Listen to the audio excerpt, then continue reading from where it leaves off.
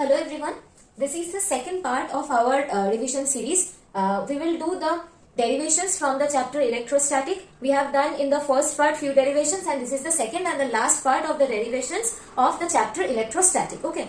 At first we will start from Gauss's theorem. From Gauss's theorem we know that if this are the charge, this is Q1, this is Q2, this is Q3 and this is the surface which are enclosing the three charges, and it is asked what is the total flux crossing the surface, then we know the total flux is equals to the total enclosed charge divided by epsilon naught.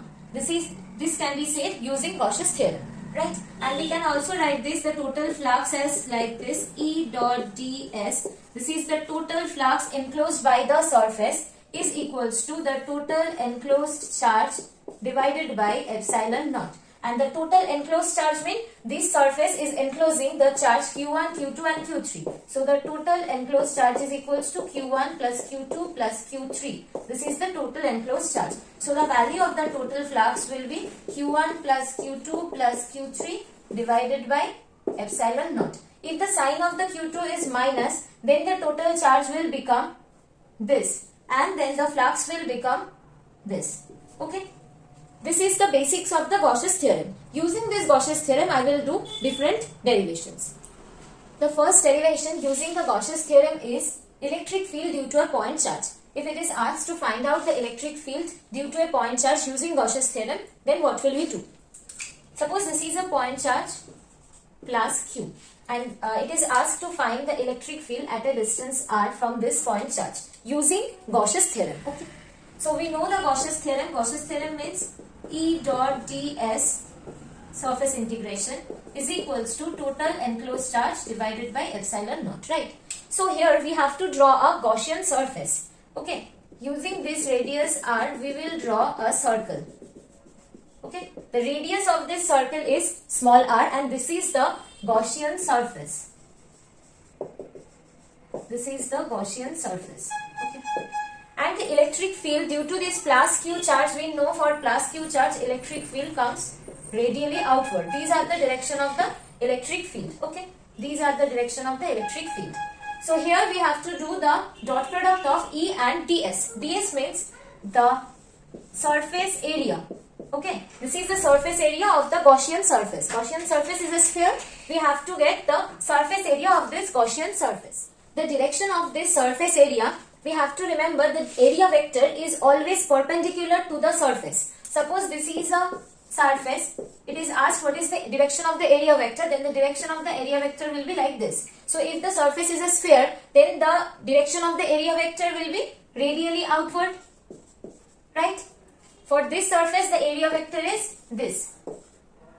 So for the area vector of this spherical surface is along the radially outward. So from here we are getting that the direction of the electric field is radially outward and the direction of the surface area, this ds, is also radially outward. So E is parallel to ds here for this problem, right? So here we can write that E ds cos 0 degree. For dot product we know the E dot ds means E ds cos theta. Theta is the angle between E and ds. As E and ds are perpendicular parallel to each other, that means angle between them is 0 degree. So we are putting 0 degree here.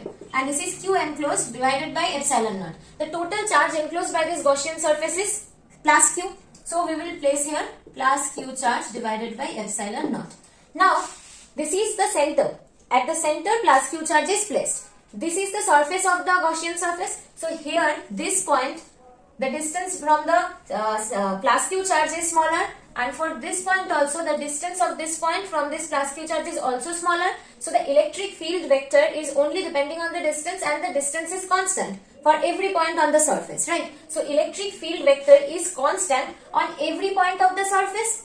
So we can write this E is a constant quantity on the surface on the Gaussian surface. So we can take out this E from outside the integration. Okay. So we can write this as ds cos 0 degree means 1 and this is Q by epsilon naught, right? Here E ds means the integration ds. That means the total surface area of this sphere. The radius is small r. For a spherical surface whose radius is smaller, the total surface area is 4 pi r square. So it will be, the total surface area will be 4 pi r square, and this will be q by epsilon naught. So electric field E is equals to q by 4 pi epsilon naught r square. Okay. If it is asked what is the direction of the electric field, because electric field is a vector quantity, this is the magnitude. So we will write that E vector is equals to, we can see the direction of the E vector is radially outward. Okay, so it is along the radius. So we will write this q by 4 pi epsilon naught r square r cap.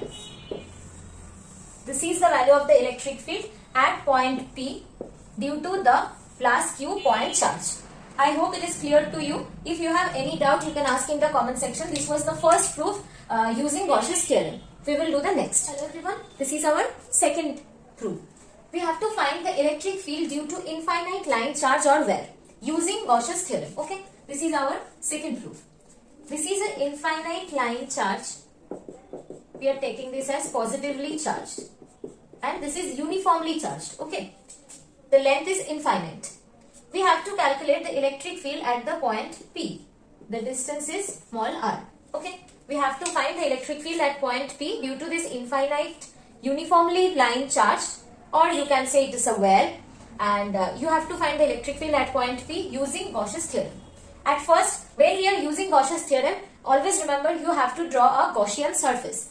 In this case, the Gaussian surface will be a cylinder. For the point charge, the Gaussian surface was a sphere. But in case of this, the Gaussian surface will be cylinder. Okay. This is a cylinder of radius small r. Okay. Here we can see for this curved surface of the cylinder, the area vector is perpendicular to the curved surface. So the direction of the area vector will be along the radius vector. It is radially outward. It's also radially outward. Okay. These all are radially outward. And in case of this upper surface, the area vector will be along this direction. Okay. And for this surface, the area vector will be along this direction. Okay.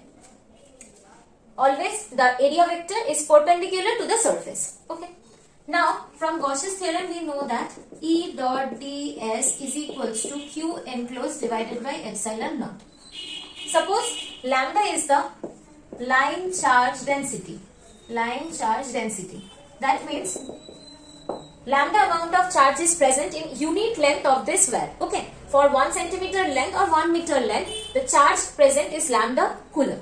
Suppose the length of this cylinder is L and the charge density is lambda. For 1 meter length, if the charge is lambda coulomb, then for L meter length, the total charge will be lambda L coulomb.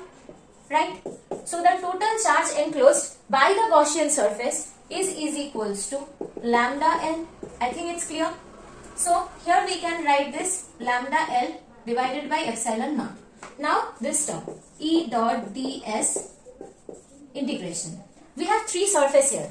First surface, second surface, and the curved surface is the third surface. For this surface, for the line charge positively charged, the wire, this wire is positively charged. So the direction of the electric field vector will be along radially outward. These are the direction of the electric field vector, right? So the direction of the electric field vector is radially outward, like this. Okay. So here for this surface 1, the angle between the ds vector and the electric field vector is 90 degree, and also for this surface, second surface, the angle is 90 degree. Okay. But for the curved surface, the ds vector is radially outward and the electric field vector is also radially outward. So here the electric field vector and ds vector are parallel to each other. So for the curved surface, E ds cos 0 degree, but for the flat two surfaces, E ds cos 90 degree plus E ds cos 90 degree. This will be equals to lambda L by epsilon naught. We know the cos 90 degree means 0. So this term will become 0 and this term will also become 0. And this value is 1. So for here we can get that E ds is equals to lambda L by epsilon naught. Right? The electric field is constant over the curved surface because the r distance is constant. So here we are taking this E outside the integration, and this is ds is equals to lambda L by epsilon naught. this ds is the total surface area of the curved surface of the cylinder. Okay, the surface area, the curved surface area of the cylinder is 2 pi r L. Okay, so here the ds for the curved surface of the cylinder is 2 pi r L. Okay, so here we will write that E 2 pi r L is equals to lambda L by epsilon naught. L will cancel out, and from here we will get E is equals to lambda divided by 2 pi epsilon naught r. This will be the electric field, and we know electric field is a vector. So here from the figure we can see the direction of the electric field is radially outward. So in vector notation we will write this as r cap. This is the formula for the infinite line charge or VAR. Okay, I hope it's clear to you. We will move to the next derivation. This is our third derivation. Okay, this is our third derivation. Here we have to find the electric field due to uniformly charged spherical shell using Gauss's theorem. Okay, so this is a spherical shell. Spherical shell means this sphere is actually hollow. Okay, and this is uniformly charged. So this spherical shell is uniformly charged. Okay, and hollow means no charges inside the shell. Okay, shell means we have to remember this is a hollow structure. Okay, and this is the radius of the spherical shell, capital R. Now we have to find the electric field inside the shell and outside the shell. Suppose this is the point P inside the shell and the radius is small r. We have to find the electric field at this point P. So when we are using Gauss's theorem, the main thing is that we have to consider a Gaussian surface. For this spherical shell, the structure of the Gaussian surface will be a sphere. So we are drawing the sphere of radius small r here. This is our Gaussian surface. Okay. So here this is our Gaussian surface. Now we will apply the Gauss's theorem. E dot ds is equals to q enclosed divided by epsilon naught. We are doing this for inside point. We are finding the electric field inside the spherical shell. Okay. So here we have to find the q enclosed. This spherical shell is there and this is the Gaussian surface. We can see as this is a shell, no charge is present inside the sphere. All charges are present on the surface of the sphere. So inside this Gaussian surface, no charge is present. So the charge enclosed by the Gaussian surface is equals to 0. So for this point P, we can write that E dot ds is equals to 0 by epsilon naught, that is equals to 0. As the quantity is 0, so from here we can conclude that E for any inside point of the spherical shell is 0. Okay. Now we have to find the electric field due to the spherical shell outside the spherical shell. Now our new point P is this, and the radius we will consider small r for this outside point. Okay. Now we will do this for the outside point P. So here we have to consider a Gaussian surface using the radius small r. Right. So now this is the Gaussian surface. So here from the Gauss's theorem we can write that E dot ds, we have to calculate that q enclosed. For this Gaussian surface, the total charge which was present on the spherical shell. Suppose the charge capital Q is uniformly distributed on the surface of the spherical shell. So the total entire charge is enclosed by the Gaussian surface now. So now the total enclosed charge will be capital Q divided by epsilon naught. And here we can see these are positively charged. So the electric field is going like this, radially outward, right? So the direction of the electric field is radially outward. And this ds means, always remember the surface, the ds means the surface of Gaussian surface. Gaussian surface. Never take other any surface. This ds is always denoting the Gaussian surface. Okay. So Gaussian surface is here spherical. So this spherical surface, the direction of the ds vector is also radially outward. So here the direction of the electric field and the Gaussian surface. This is the direction of the electric field and this is the direction of the Gaussian surface. Both are radially outward. So dE and ds are parallel to each other. So we can write it as E ds cos 0 degree, that is equals to q by epsilon naught. Cos 0 degree means 1, right? and this ds is equals to, this E is constant for this entire surface because the radius is constant for this entire Gaussian surface. So we will take out E from the integration, and this is ds cos 0 degree means 1. So this will be q by epsilon naught. Now what is ds? ds is the integration, ds means when it is given integration ds, this means the total surface area of the Gaussian surface. The radius of the Gaussian surface is small r. So the total surface area of this Gaussian surface will be 4 pi r square. Okay. So here we will write that E 4 pi r square is equals to q by epsilon naught. So from here we can write that E is equals to q by 4 pi epsilon naught r square. And from here we can see the direction of the electric field is radially outward. So we will write E vector is equals to this. Okay. This is for outside point.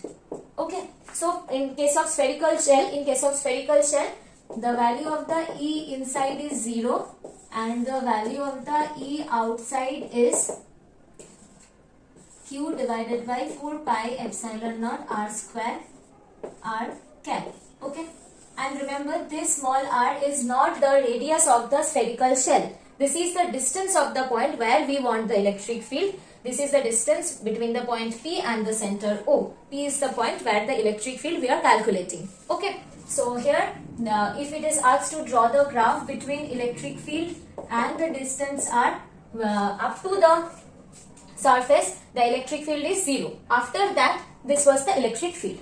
So up to the surface, small r equals to capital R, the electric field will be 0, and after that the electric field will be like this. The electric field is inversely proportional with r square.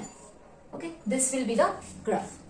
I hope it's clear. Now we will go to the next derivation. This is our next derivation using Gauss's theorem. Okay, now we have to calculate the electric field due to uniformly charged infinite plane or sheet using Gauss's theorem. So I am drawing a sheet which is uniformly charged.